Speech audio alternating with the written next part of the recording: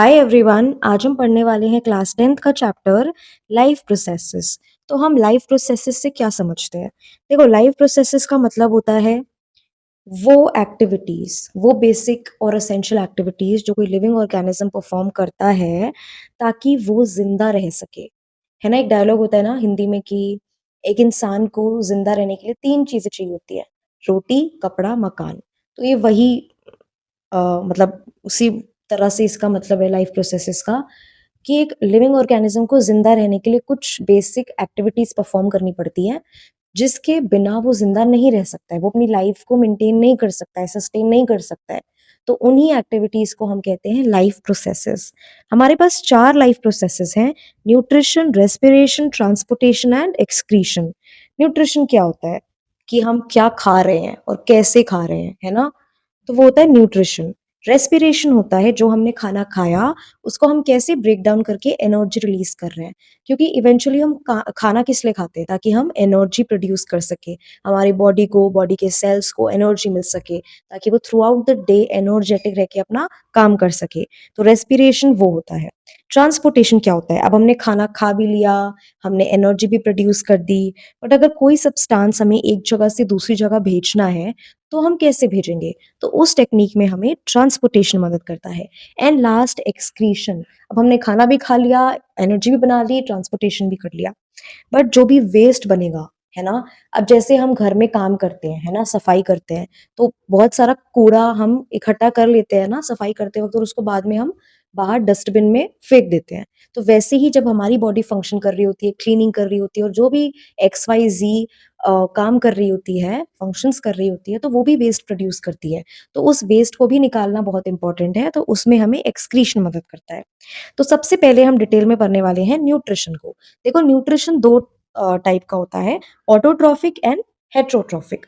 Auto and trophic, इसका क्या मतलब है? इसका मतलब है जब ऑर्गेनिज्म खुद से अपना खाना बना पा रहा है, that is why the name autotrophic.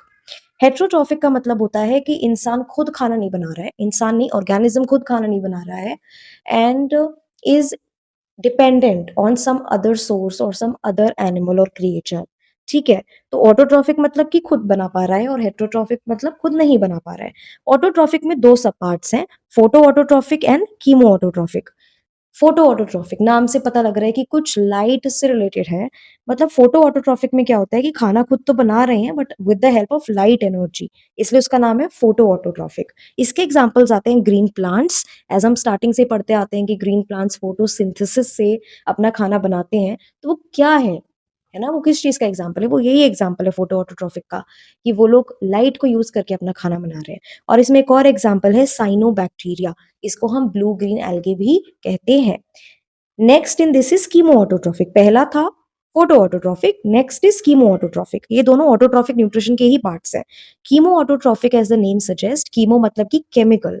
तो इसमें हम खाना खुद बना रहे हैं, जो भी ऑर्गेनिज्म कीमो ऑटोट्रॉफिक है वो खुद खाना बना रहा है, बट यहाँ पे अब वो लाइट एनर्जी यूज ना करके वो केमिकल एनर्जी यूज कर रहा है।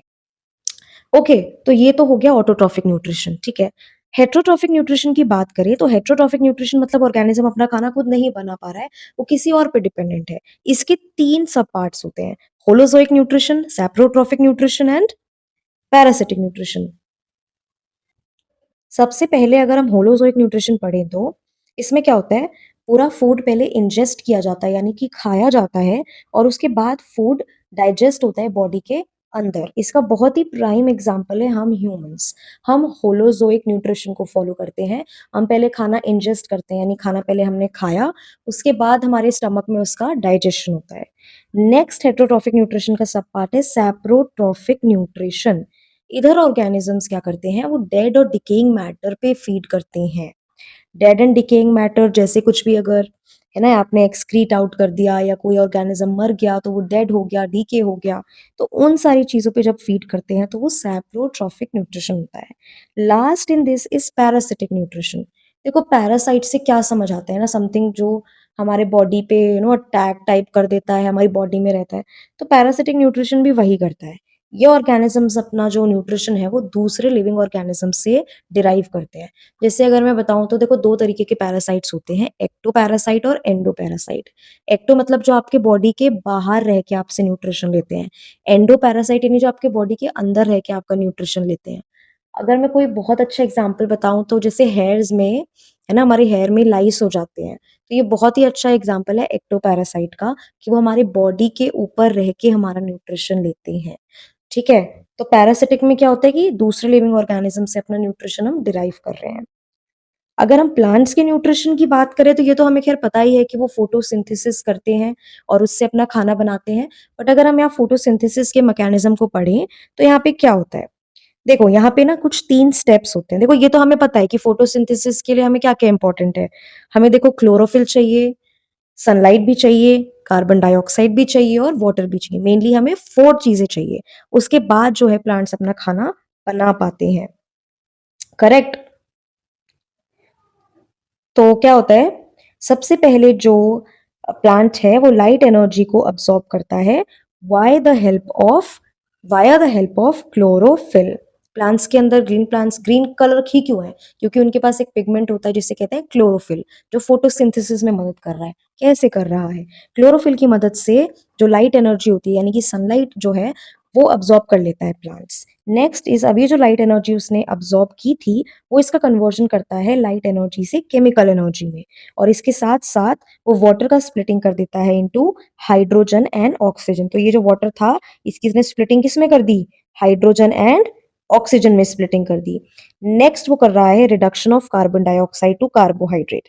ये कार्बन डाइऑक्साइड है, इसका रिडक्शन कर रहा है कार्बोहाइड्रेट में, और कौन सा कार्बोहाइड्रेट बना रहा है? ग्लूकोज, जिसका फॉर्मूला होता है C6H12O6। रिडक्शन मतलब क्या होता है कि या तो आप रिमूवल ऑफ ऑक्सीजन कर दो या एडिशन ऑफ हाइड्रोजन कर दो। तो यहाँ पे आपको दिख रहा है CO2 में पहले यहाँ एक भी हाइड्रोजन नहीं था और अब यहाँ पे कन्वर्जन के बाद 12 मॉलिक्यूल्स ऑफ हाइड्रोजन है, यानी कि CO2 का क्या हो गया?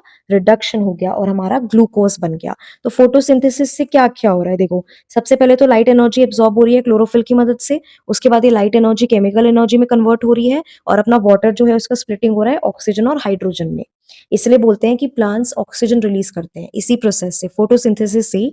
जब उसने वाटर को स्प्लिट कर दिया हाइड्रो ऑक्सीजन में और हाइड्रोजन में। ठीक है? एक लास्ट स्टेप क्या होता है इसमें कि वो कार्बन डाइऑक्साइड को किस में रिड्यूस कर देते हैं? ग्लूकोज में।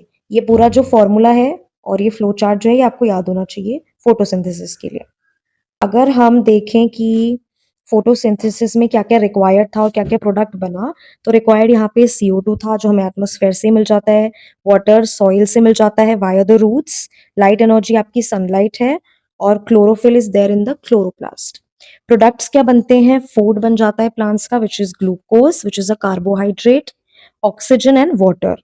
ये कैसे बन रहे थे? स्प्लिटिंग ऑफ वाटर से बन रहे थे। ठीक है, अब स्टोरेज कैसे होती है? खाना तो बना लिया प्लांट्स ने, ये स्टोर कैसे होता है? देखो ह्यूमन्स में जो है वो फूड स्टोर होता है ग्लाइकोजन की फॉर्म में। जैसे इसमें गिवन भी है कि in animals it is stored as glycogen, और प्लांट्स में ये स्टोर्ड होता है in the form of starch. तो फूड बन तो ग्लूकोज के फॉर्म में रहा था, बट ग्लूकोज के फॉर्म में फूड स्टोर नहीं होता है। प्लांट्स में फूड स्टोर होता है स्टार्च के फॉर्म में और एनिमल्स में स्टोर होता है ग्लाइकोजन के फॉर्म में। ठीक है, it is very important.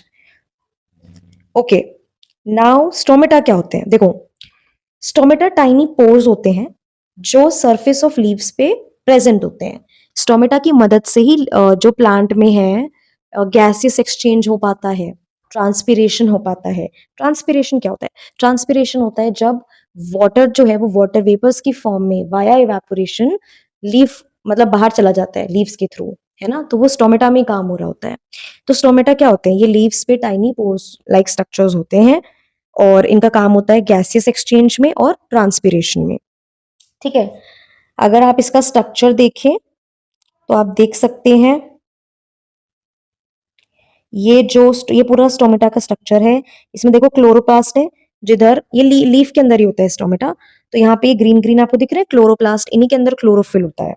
Stomatal pore, ये आपको दिख रहा है, ये बीच का स्ट्रक्चर यहाँ पे ओपन है और यहाँ इस वाले डायग्राम में क्लोज है। तो ये स्टोमेटल पोर है और ये होते हैं गार्ड सेल्स। गार्ड सेल्स ये येलो वाले स्ट्रक्चर, ये स्टोमेटा के सराउंडिंग में होते हैं, किडनी शेप्ड स्ट्रक्चर्स, ठीक है।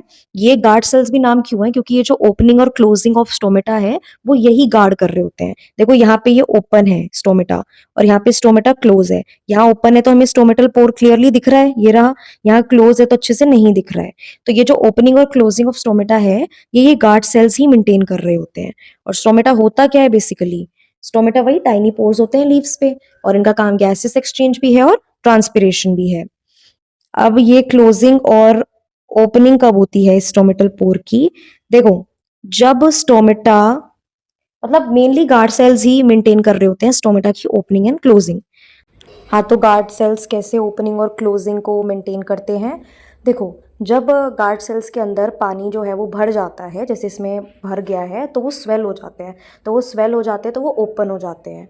और जब पानी इनसे बाहर निकल जाता है दूसरे डायग्राम में जैसे गिवन है, तो ये श्रिंक हो जाते हैं, ये श्रिंक हो जाते हैं तो ये क्लोज हो जाते हैं। तो हमें क्या याद रखना है कि जब गार्ड सेल्स के अंदर पानी भर जाता है तो वो स्वेल हो जाते हैं, तो वो ओपन हो जाते हैं स्ट्रेच होके। और जब इनके अंदर पानी निकल जाता है तो ये श्रिंक हो जाते हैं, और श्रिंक हो जाते हैं तो ये क्या हो जाते हैं, क्लोज हो जाते हैं। ठीक है, थैंक यू। नेक्स्ट हम अगली पार्ट में करेंगे।